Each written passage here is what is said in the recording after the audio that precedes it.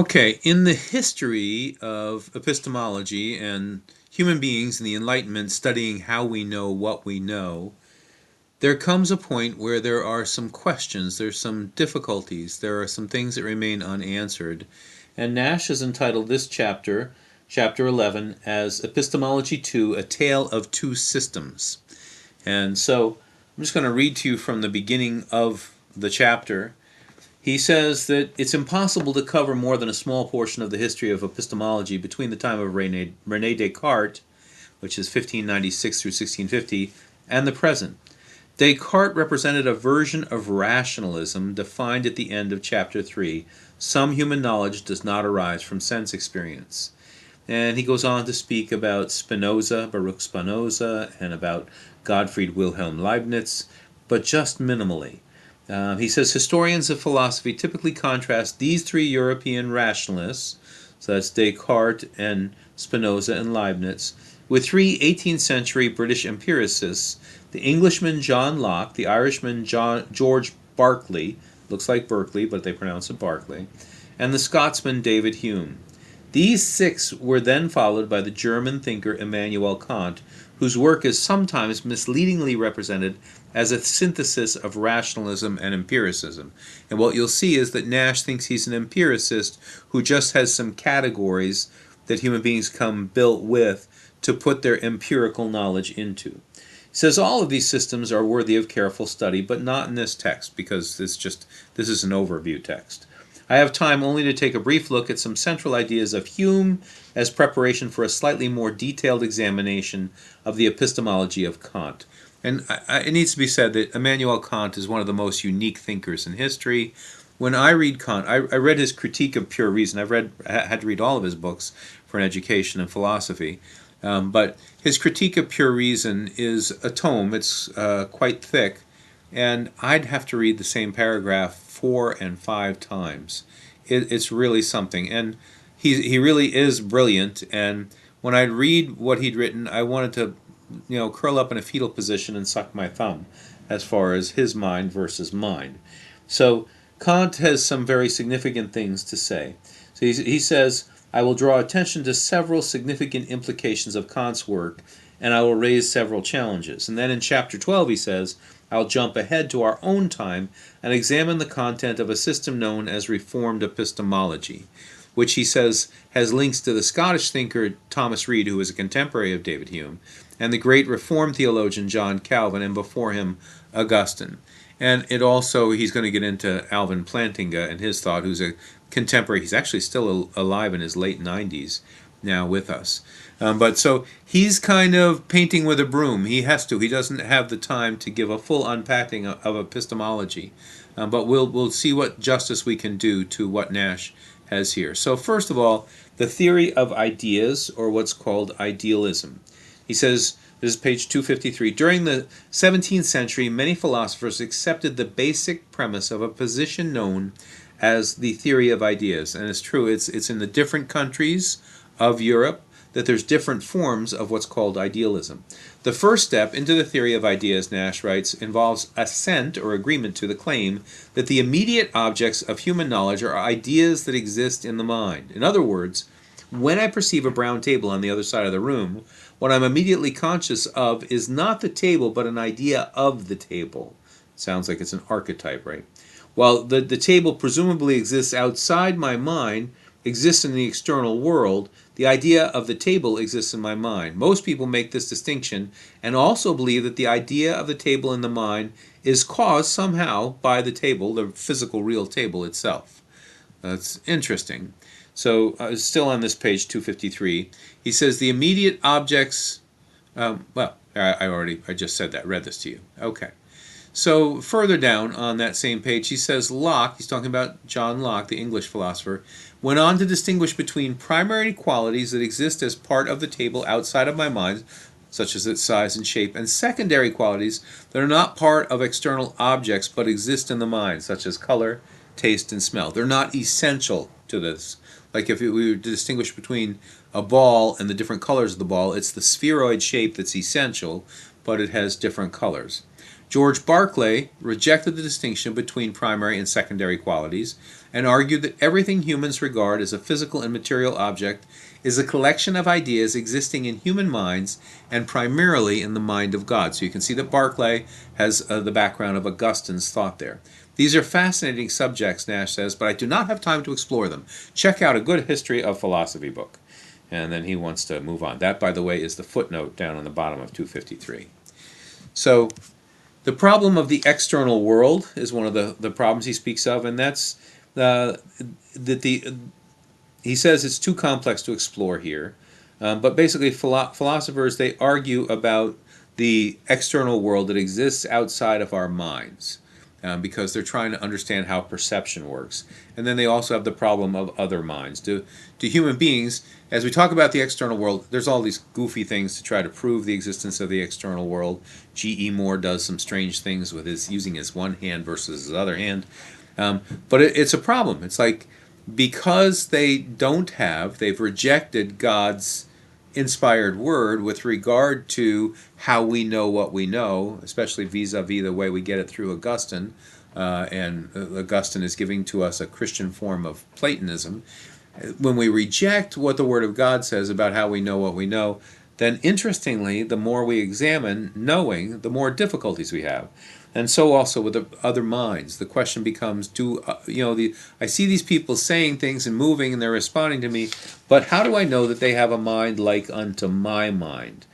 So he says, it is easy to believe that I have, or that I am a mind, but how do I know that you have a mind? Lots of philosophers offered lots of arguments in an attempt to prove that other people have minds, but their arguments failed. So we can't prove that other people have minds. Then the apparent failure of empiricism. So empiricism was especially Aristotle as opposed to Plato. And empiricism is the idea that there's nothing in the mind that isn't first in the senses. And with Locke, it's the idea that the mind is a tabula rasa, it's a blank slate, and experience writes everything upon it.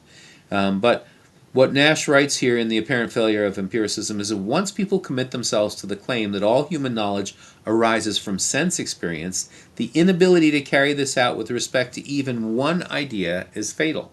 And so if humans can have as little as one idea that does not arise from sense experience, which they demonstrably have, empiricism is proven false, and the moderate type of rationalism explained in Chapter 3 is truth. That's some form of Platonic thought. Idealism was a theory that disturbed people, he says.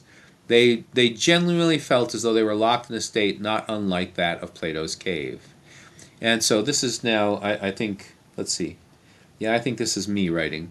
In what follows, there are two very interesting statements by Bertrand Russell, whom, in the early part of the 20th century, was still in a philosophical environment that was heavily influenced by idealism. He and G.E. Moore headed the philosophy department at Cambridge together, and under them would come a student who was above either one of them in his perceptions. They both acknowledged that, by the name of Wittgenstein. So Moore complained of the prison house, so to speak, of idealism. This is me. Where one cannot lay hold on realities, but only on one's perceptions of realities, in a system where all things are interconnected and mind-dependent for their apprehension. He didn't like idealism. He wrote regarding how one might escape from the confines of one's own ideas and sensations. He says the solution lies in seeing that there is no problem. Just to have a sensation is to be outside that circle. It's to escape from idealism. He proceeded to invoke what sounds a lot like direct realism. So direct realism, the other word for direct realism, is naive realism. That's the idea that we have an immediate perception of reality. Unfortunately, this form of realism is an extreme response to idealism. It's a reactionary thing, and it's fraught with problems of its own. So this is Tom Rockmore. He says, direct realism, the first and most obvious approach to knowledge, the approach which occurs to anyone who does not think the problem through, is a claim to grasp cognitive objects directly without any intermediary between the subject which knows the object and the object which is known. Okay, so he's saying that we don't just have immediate access to reality. There has to be some sort of a way that we are able to perceive it. And to talk about us immediately having it is naive.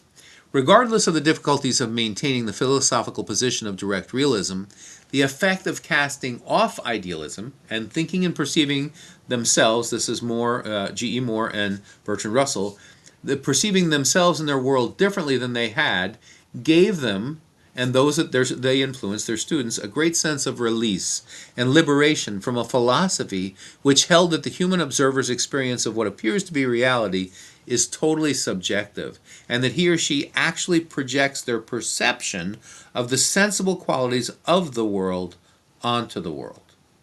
So by embracing the perspective that he did, Moore and those he influenced were able to think and act in terms of external realities apart from the framework of their minds, and were not dependent upon the observer for their characteristics. The effect of this was, at least temporarily, until they thought it through and realized it didn't work, they were quite heady. It felt intoxicating. Russell described the new philosophy as a great liberation, as if I had escaped from a hothouse onto a windswept headland. In the first exuberance of liberation, I became a naive realist. So that's the other term for direct realism. And rejoiced in the thought that grass is really green in spite of the adverse opinions of all philosophers from Locke onwards. This is Bertrand Russell. Bradley argued that everything common sense believes in is mere appearance. We, meaning G.E. Moore and myself and our students, reverted to the opposite extreme and thought that everything is real that common sense, uninfluenced by philosophy or theology, supposes real. With a sense of escaping from prison, we allowed ourselves to think that grass is green, that the sun and the stars would exist if no one was aware of them, and also that there is a pluralistic, timeless world of Platonic ideas. The world which had been thin and logical suddenly became rich and varied and solid. Mathematics could be quite true and not merely a state in dialectic. Of course, all of this was kind of intoxicating, but it couldn't last. Long before Russell and Moore chafed under idealism, so those are 20th century writers, early 20th century, Hume and Kant in the 1700s did so as well. They were bothered by idealism too.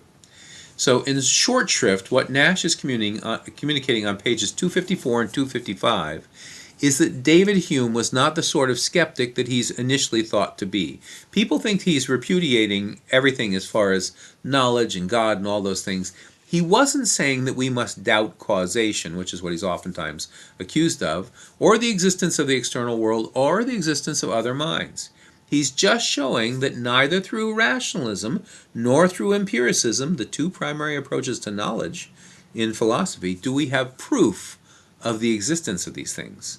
Nash sums it up perfectly on the bottom of page 255. He says, Hume tried to show that most of our pivotal beliefs about reality are matters that human reason is powerless to prove or support. He wasn't saying they're not true. He's saying our systems can't prove how we get to them. That's what he's saying.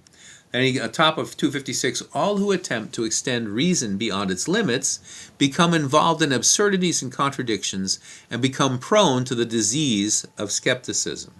So if we try to do more with our human reasoning than we can, we wind up like all the way back before Socrates in the time of the pre-Socratic philosophers, we wind up with total skepticism. And that situation repeats again and again and again. And today when we're dealing with postmodernism, we're once again back at that place. So Hume, as he's writing, is attacking the supremacy of human reason. He's claiming that our pivotal beliefs are at bottom matters of instinct, habit, custom, and then when it comes to ethics, sentiment or feelings or passions. Actually, there's a lot that proves him out in this with modern brain research. So this is just a picture of David Hume, and he is a brilliant, brilliant man. He's born in 1711 in Edinburgh, Scotland. That's the way you pronounce what looks like Edinburgh. His father died when he's 2, and his mom raised him and his brother and his sister by herself, which was especially hard in that time. He attended the University of Edinburgh at the age of 10. So when we're talking about these people who are the founders of thought, when we talk about the people whom we write books about philosophy about, they are extraordinary individuals with extraordinary minds. He went to the University of Edinburgh at the age of 10. He had a high degree of impatience with the education that he As a young man, 10 years old, and after that was receiving at the university. He didn't bother to graduate, but he was a genius. So although he did not have a degree, he was recognized as being a true intellectual. He wasn't just latently a genius, he was also very intelligent and had read, and he knew a great degree. He's a writer, and his writings became famous. He became a librarian at Edinburgh. People went to him to know where to research. He wrote a famously successful history of England that became a standard as far as English history is concerned. He wrote the treatise on human nature, which he says in his writings, he says that his reflections on his past, he said it fell stillborn from the presses. And so he thought it was a failure, and he would go on to write kind of a Reader's Digest condensed version of it called The Enquiry Concerning Human Understanding. But actually, the treatise is what I especially had to read in studying philosophy, and everybody has to read in philosophy if you're going to become acquainted with the great philosophers. And it's really unique. Hume is a skeptic, and Hume is kind of in his own category.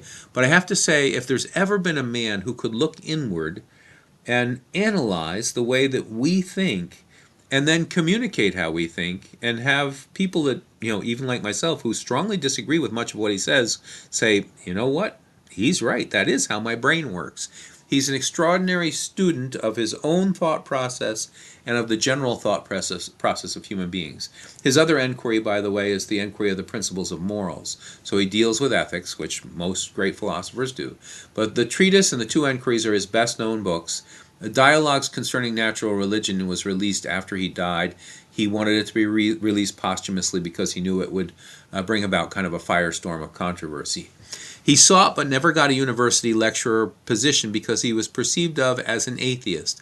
He was not an atheist, but he was an agnostic. He didn't trust organized religion to have an accurate perception of God.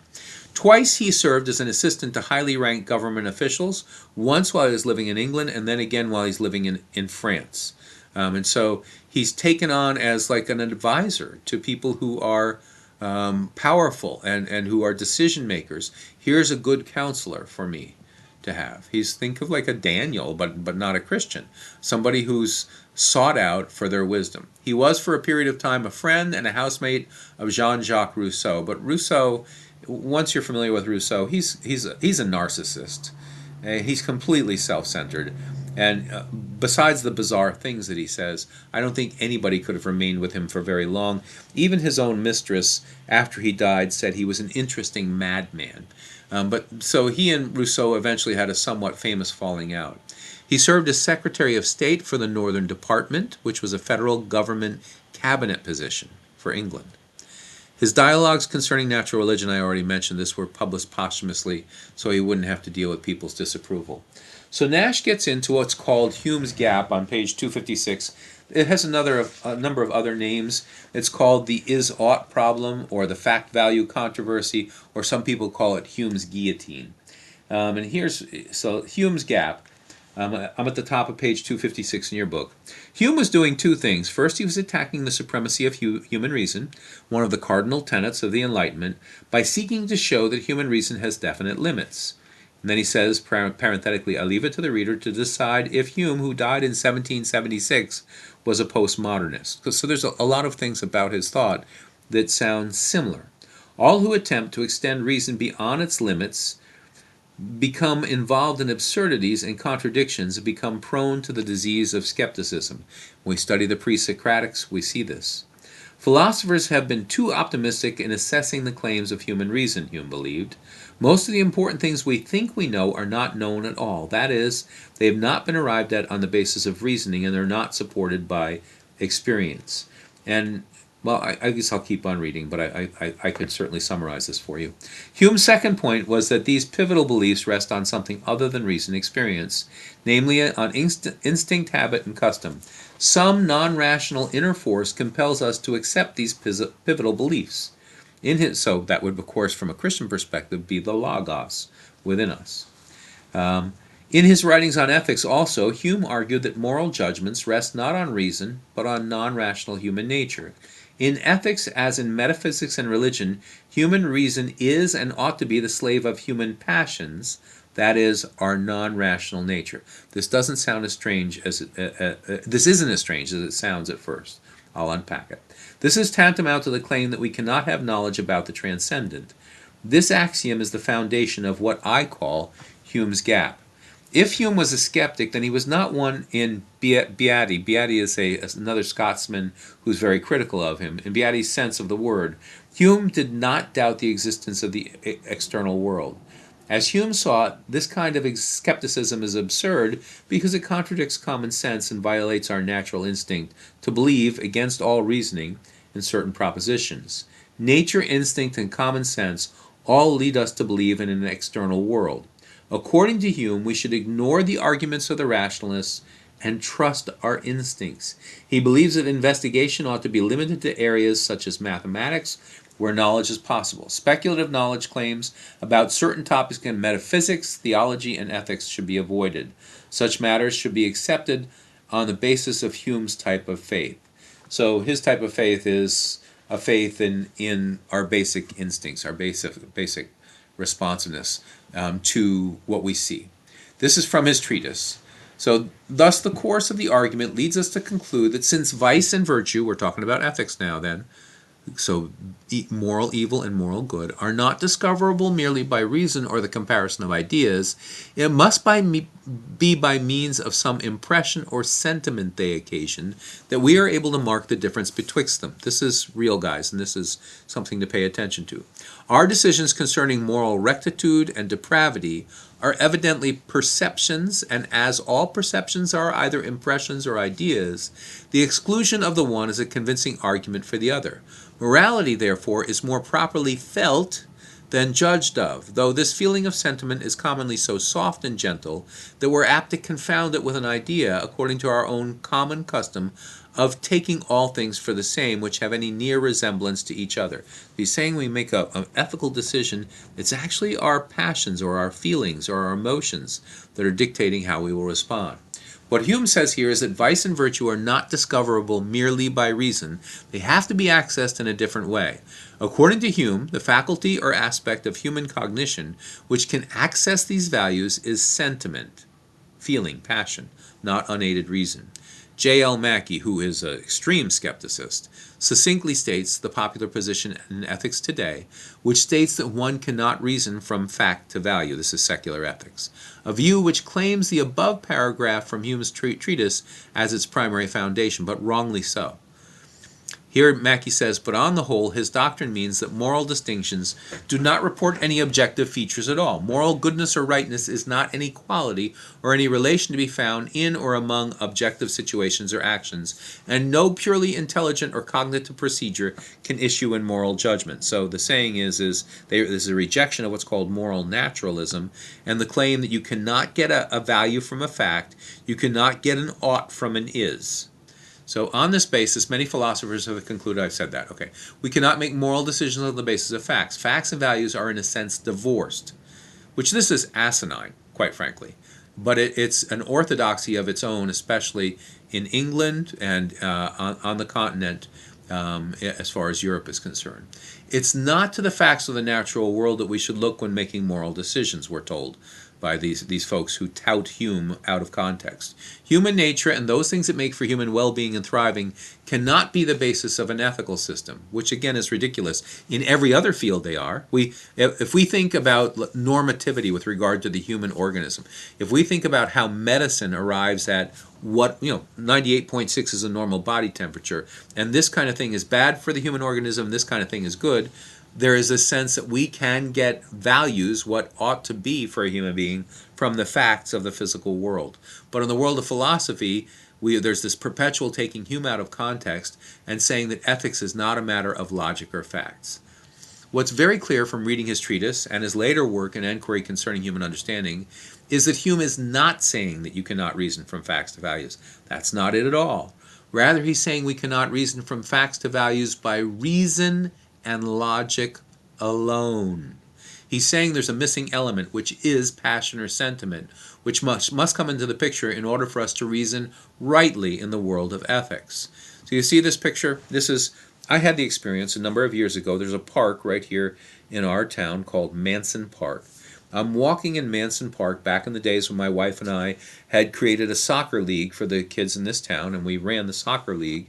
and a young man who I was involved in full contact kickboxing with by the name of Jeremy, who was dating a woman who was older than him, quite pretty. He was in my full contact kickboxing classes, and he was extraordinarily fast. He's extremely fast. He was a really talented guy, and I saw him manhandling this woman, and my brain registers. I'm just using this as an example of what is being said by Hume. My brain registers that that's wrong, that he's doing that. But what Hume says, your brain registering that that's morally wrong, it's just a thing that it registers. It's not going to do anything. So just reason alone doesn't motivate you. Something has to happen emotionally where inside of you say, no, that's wrong. So that's emotion. That emotion rises up. And when I went and confronted Jeremy about what he was doing, what had to motivate me to do that was something emotional. So that doesn't mean that reason didn't have a place in my decision. It's just the thing that takes the reason that's there and keeps it from just being inert and makes it motivational is my passion, my emotion. What Hume says is actually well supported by cognitive science at this juncture in time. We know that we must use our passions or our sentiment to make the simplest of decisions. It isn't merely morality where this is the case. If you're interested, the most fascinating writer in this regard of our time is Antonio Damasio. You need to read his book Descartes' Error to see how Hume's idea about moral reasoning plays out in real life. It has to do with the amygdala, which is in the front part of your brain, and how the amygdala works with information. You and I make our decisions with our intellects, but also with our feelings at the same time. And there's a lot more I'd like to say to you about this. Robert Solomon is a great writer on this. He has a book called Not Passion's Slave, where he's unpacking this further. He's not reacting against Hume, that's not the idea, but he unpacks it very well to show that even our emotions are a form of judgments. According to Hume, this is Nash now, we should ignore the arguments of the rationalists and trust our instincts. He believed that investigation ought to be limited to areas such as mathematics where knowledge is possible. Speculative knowledge, claims about certain topics in metaphysics, theology, and ethics should be avoided. Such matters should be accepted on the basis of Hume's type of faith, not on the basis of knowledge. So we can't just intellectualize all these things. We need to be, there's a kind of sense in which, if you think about it, the approach of just rationalism or empiricism is, in the older usage of the terminology, it's very left-brained. But you're a whole person. You have a left and a right side of your brain. Left side of the brain has been more typically associated with logic and critical thinking, and the right side more with emotion. But you do have this thing called the corpus callosum that connects the two sides of the brain, and your brain speaks to itself. And so the two things are normally connected. And you need to have it be that you would think with your whole brain. It's kind of the idea. So Hume's religious beliefs, Nash deals with this on page 257. He says he was not a Christian in the New Testament sense. He did not believe in miracles. He did not personally believe in special revelation, immortality, or religious duties like prayer, but he was not an atheist. And that's right. He did not attempt to prove the non-existence of God. He never argued that miracles are impossible. His famous attack on miracles amounts to the assertion that no one could ever reasonably believe that a miracle had occurred. You can't just support it by reason, is the idea. So this is Hume's Natural History of Religion, quoted by Nash on 257 on the bottom here in the footnote. The whole frame of nature bespeaks an intelligent author, and he's saying God's an intelligent author, and no rational inquirer can, after serious reflection, suspend his belief a moment with regard to the primary principles of genuine theism and religion. That tells you this is not an atheist we're dealing with, and he's not a skeptic with regard to the existence of God. He is a skeptic with regard to what we can do with our intellect on our own, apart from emotion and so on. In his turbulent time, with the worldviews in upheaval and conflict, and with differing epistemological schemes being set forth, Hume undertook to write regarding ultimate reality and religion. He's often reckoned to be a deist, but it's hard to say exactly what he is. He's a man in flux, and he's mostly an upbeat kind of a guy, and sometimes he's a little morose. So he says in his Natural History of Religion, the universal propensity to believe in invisible, intelligent power, if not an original instinct being at least a general attendant of human nature, may be considered as a kind of mark or stamp which the divine workman has set upon his work, and nothing surely can more dignify mankind than to be thus selected from all other parts of creation and to bear the image or impression of the universal Creator. Isn't that something that he says that? So that we have this stamp upon us, and that it's kind of unique that we're kind of God focused. However, a few lines later he says, speaking about churchmen, about theologians, no theological absurdities so glaring as have not sometimes been embraced by men of the greatest and most cultivated understanding. So it's hard to figure out, is he an ally or an enemy at times. Aiken says of him in his editor's preface to the dialogues concerning natural religion, we may infer that Hume much preferred a candid and open avowal of an irrational faith in a supreme being, supported by nothing but its own intensity and fervor. There's a lot of this that will follow. I especially think of Kierkegaard, to the specious attempt to establish the existence of God by reason. He might with justice have said that he had destroyed the false pretensions of religion in order to restore faith to its proper position as the only sufficient bulwark of the religious life. The name David Hume is usually associated with skepticism, not just religiously but also with regard to epistemology. As is well known, he took pains to see that the dialogues concerning natural religion were published after he died. He didn't want to face the firestorm of controversy they would excite. Yet his skepticism and doubt were the consequences of his nominalist commitments. I could unpack nominalism, I guess, a little bit. Nominalism does not believe in the hoarseness or the chairness or the humanness that Plato spoke of, that we see because of our familiarity with the world of the forms. It just sees the things that comprise horse. It sees the specifics, not the generalities, but the specifics. It sees a barrel and a mane and hooves and fetlocks and all those things, and it concludes horse. So a nominalist is somebody who refuses to speak in terms of universals, and they only speak in terms of particulars. So his skepticism and doubt, which were the consequences of his nominalist commitments, at times left him in a place of deep disquiet. It was hard for him to be a nominalist. In part 1 of the treatise he says, "For I have already shown that the understanding, when it acts alone and according to its most general principles, entirely subverts itself and leaves not the lowest degree of evidence in any proposition." He then speaks of battling with total skepticism, which is hard for him. It's a very dark place. It threatens really depression as far as what he writes. A little further on in the same paragraph he says, "We have therefore no choice left but betwixt a false reason and none at all." He goes on to speak quite darkly in the next paragraph. "The intense view of these manifold contradictions and imperfections in human reason has so wrought upon me and heated my brain that I'm ready to reject all belief in reasoning and can look upon no opinion even as more probable or likely than another. Where am I, or what? From what causes do I derive my existence, and to what condition shall I return? Whose favor shall I court, and whose anger must I dread?" I mean, you can feel for the man as far as what the gospel would have given to him. "What beings surround me, and on whom have I any influence, or who have any influence on me? I am confounded with all these questions and begin to fancy myself in the most deplorable condition imaginable, environed with the deepest darkness, and utterly deprived of the use of every member and faculty." So his solution is quite simply one of distraction. When it all overwhelms him and he can't figure the world out with his intellect, he goes about the business of living, eating, playing backgammon, and soon the darkness fades. He distracts himself. His skepticism undeniably throws him into despair at times. He can avoid it only by diversion and amusement, and he's not the only great intellectual who does this kind of thing or acknowledges this kind of thing. Hume's renunciation of a metaphysical framework, which to him seemed contrived and false at times, threatened to drive him into a place of desperation.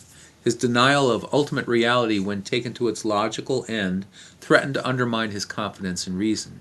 He's making his way forward into a frightening new reality where there is no big picture explanation of the world, no meta-narrative, and the place of humans in it or their purpose. So his battles with darkness were understandable. Sadly, if somebody had brought to him the gospel and the Christian worldview, someone who could be a fellow intellectual and connect with him, this would have relieved him from all of this. And I already quoted that. Hume's gap is the rejection of the possibility of a rational knowledge of God and objective religious truth. He grounded humankind's belief in God in our non-rational nature, and this is going to be a propensity in theologians that follow after this time. Hume was a precursor of those philosophers and theologians who insist that religious faith must be divorced from knowledge, and who believe that the impossibility of knowledge about God will in some way enhance faith. Like Kant, as we'll see, Hume was engaged in denying knowledge in order to make room for faith, a non-rational and an unbiblical kind of faith. To both Hume and Kant, knowledge and faith have nothing in common. The arrogance of rational religion, which is the Enlightenment and modernity, must be destroyed so that faith, a non-rational faith, can assume its proper place as the only legitimate ground of religion. So let's read in page 259 together. I know this is getting a little bit long, and I still have Kant to go on to. But 259, he says, Hume's gap appears prominently in the thought of many modern thinkers. The contemporary eclipse of God can be seen in Jean-Paul Sartre's Silence of God, in Martin Heidegger's Absence of God, and in Paul Tillich's Non-Being of God, and finally in Radical Theology's assertion of the death of God. Paul's sermon to the philosophers on Mars Hill, Acts 17, concerning worship of the unknown God is all too relevant to the contemporary theological scene. He says about the only thing that liberal, this is the last sentence in that paragraph, liberal, neoliberal, and post-conservative thinkers can agree about is that God has not spoken and indeed cannot speak. And then going down to the last paragraph about Hume, he says the most obvious consequence of Hume's gap is a minimal theism. Once Hume's stance is adopted, New Testament Christianity, with its proclamation of a divine Christ whose death and resurrection secured redemption from sin and gave hope beyond the grave, must be replaced with a religion that talks about how good it feels to have an experience with a God about whom nothing definite can be known. How tragic. The legacy of Hume's gap undermines the Christian faith not by denying it, but by directing our attention away from the importance of its knowledge claims and its truth content. Postmodern Christians owe much to that legacy. With friends like that, the Christian faith has no need for enemies. Okay, so now we go on to Immanuel Kant. And again, a brilliant man. He you know how Einstein, it takes a while for the genius of Einstein to be recognized, and in fact he had people who thought that he was mentally handicapped when he was younger. Kant, it takes a little while for him to get his feet under him, not because he's not brilliant, but also it's largely because he comes from a background where there isn't a whole lot of money. And so he does not have a silver spoon in his mouth, and he doesn't have family that can help him get ahead. So he's born in Königsberg, East Prussia, in 1722. He's raised in a pietist household. That means a household that focuses not on doctrine in faith, but rather on worship and prayer and meditation and those sorts of things. Pietists are less doctrinally based. Think, the Apostles' Creed or Nicene Creed. They're not in that kind of a focus. They're focused more on prayer. He's a student of Martin Knudsen, who was the leading philosopher in his time in logic and metaphysics. He secured a doctorate in 1755. So look at that, and that is 33 years after his birth. So at 33 years old is when he gets his doctorate, and he's a single man, and he began lecturing at Königsberg University. Before he did that, he was offered chairs in poetry, both at his own and at Jena University. Remember how Plato was a poet. So also was Kant. The difference is Kant is not as easy to read as Plato, nor as enjoyable. Although he may have been brilliant at poetry, it really doesn't come into his philosophy very much. He's appointed the ordinary professor of logic, which was previously Martin Knudsen's position, and metaphysics at Königsberg. And until he received his professorship, he supplemented his income as a librarian. You'll remember that also Hume functioned as a librarian. So he had access to all these books and knowledge of all these books. This begins Kant's pre-critical period. And for those of you who are old enough to remember or to know what a percolator is, I would say that this is when Kant is percolating. He's bubbling. He's cooking as far as his thought process. He's getting all this input, and he's formulating thought in all different directions. During these years, here's a guy for you, he lectures on logic, metaphysics, ethics, physics, mathematics, geography, anthropology, pedagogy, which is how do you teach, what's good teaching philosophy, and mineralogy. That's just a few different areas of expertise that he's considered an excellent lecturer. So there's a wait list to get into his classes. He used humor and stories whilst commenting on the textbook, which was not normal for his time, and that was critiqued by his fellow professors when they heard about this. This isn't the way you're supposed to teach. It brings to mind for me the character of John Keating in the film The Dead Poets Society with Robin Williams. He stated that his purpose in his lectures was to help students stand on their own 2 feet. So remember his writing on Aufklärung, on enlightenment, that we need to learn how to stand on our own 2 feet. Although he's not traveled, he's a very sociable and engaging man. Between his appointment as professor in 1770 and 11 years later, when the Critique of Pure Reason was released, he seems to have been working out his own philosophy. He had a heavy lecture schedule throughout this time of his life, and he held that his non-philosophical lecturing, especially his anthropology and geography, were essential for his students' learning so that they might understand the part which experience played in our knowledge. He didn't want them to just be people who were all about theory. And so he's a meticulous planner and organizer of his time, like at an extraordinary level. He rose around 4:45 a.m. and spent an hour drinking tea, smoking a pipe, and thinking over the day's work. From 6 to 7 he prepared his lecture, which he delivered at either 7 or 8 according to the time of the year. Now he'd given these lectures again and again and again, but he always refreshed them. He wanted to have it be clear in his mind and ready for him to deliver it to the students, and new ways to illustrate it. Lectures typically were about 2 hours long.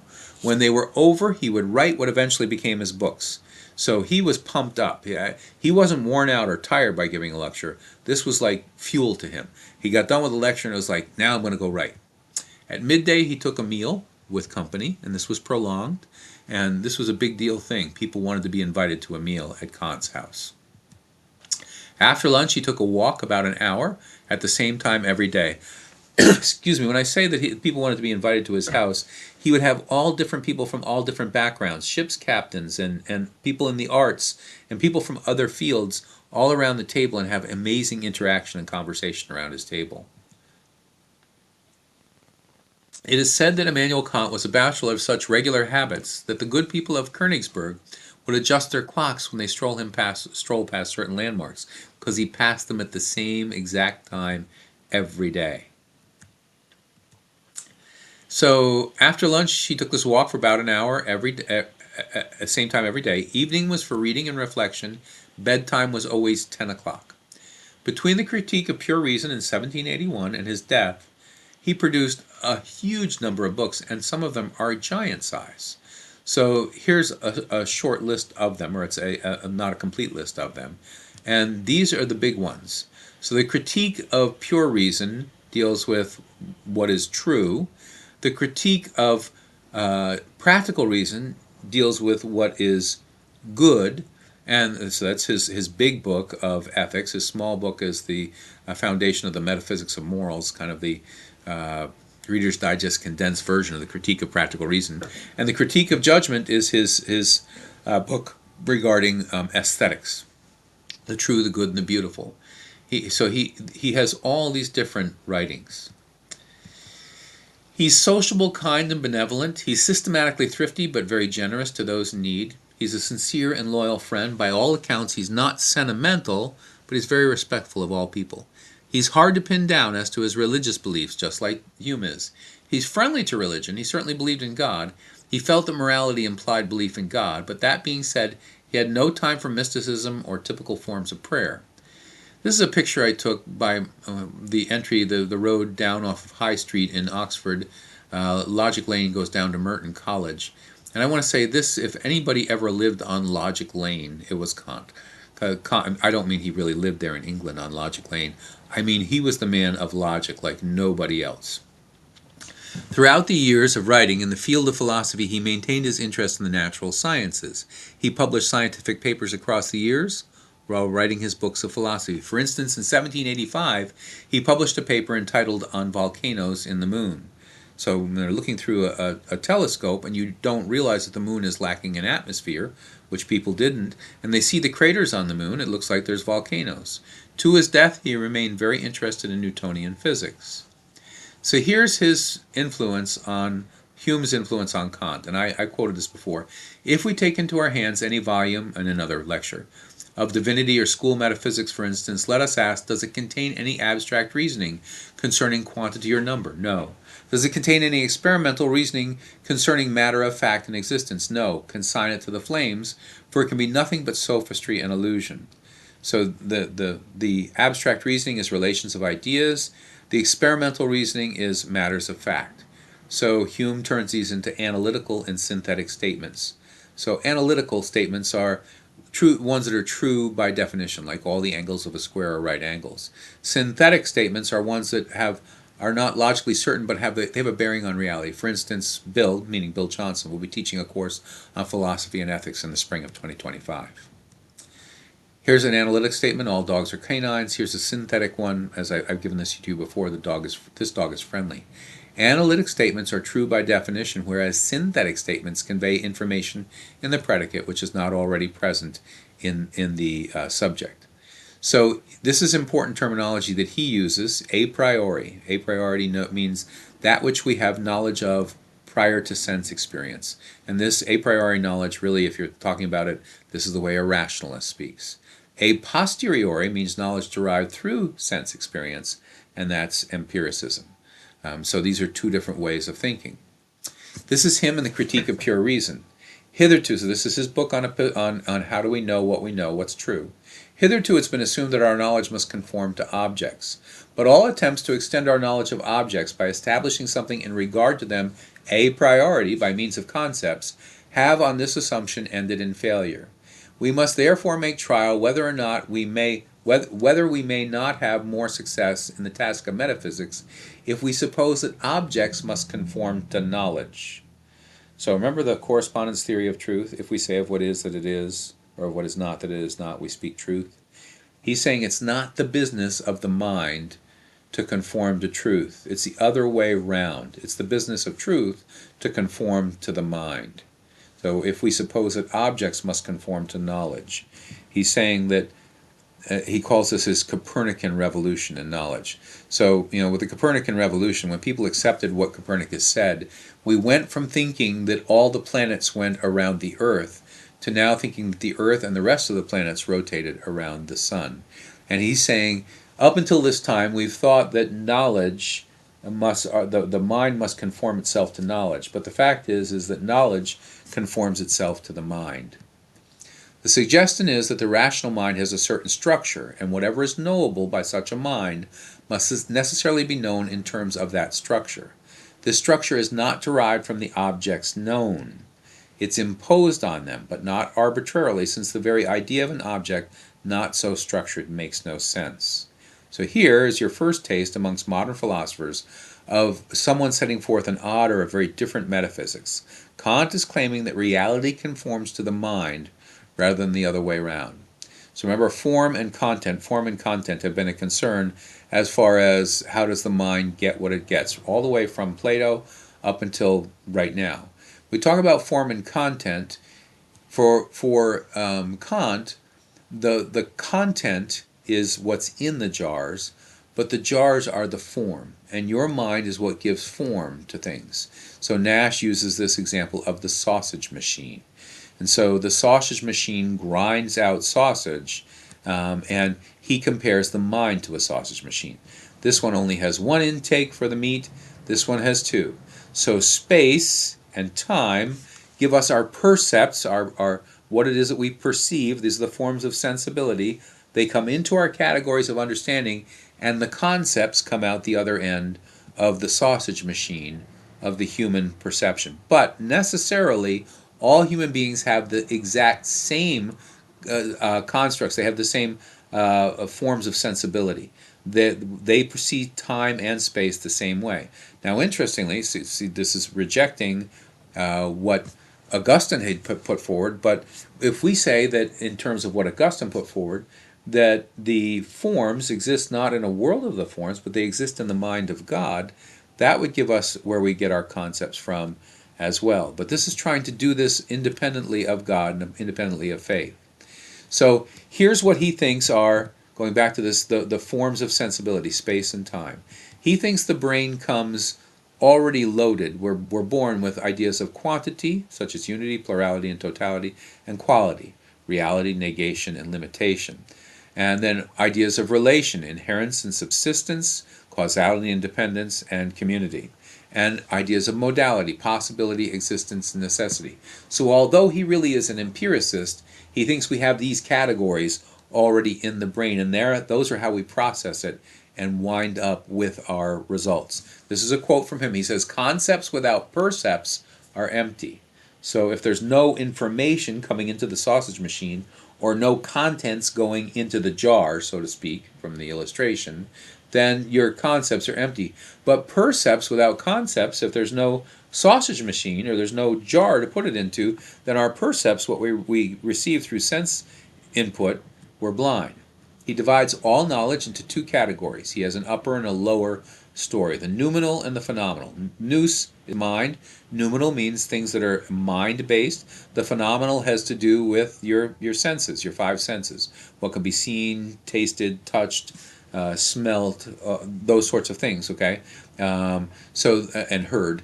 So the phenomenal are the things that are verifiable by our senses. The noumenal are the things which are mental.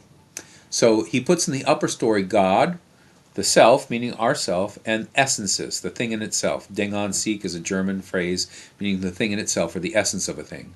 But in the bottom category, he puts all that we perceive with our senses. So he's saying the only thing we can really be sure of, that we can have incontrovertible knowledge of, is what we perceive with our senses. Everything that's in the upper story are things about which people claim knowledge, but they have no way of proving it. Knowledge of any reality beyond the wall, which includes the world of things in themselves, is forever unattainable. Human reason can never penetrate the secrets of ultimate reality. Answers to the most basic questions of theology and metaphysics lie beyond the boundaries of human knowledge. So Kant's epistemology creates the possibility that the real world, the world of things in themselves, says Nash, may be quite different from the world that appears to us, the phenomenal world.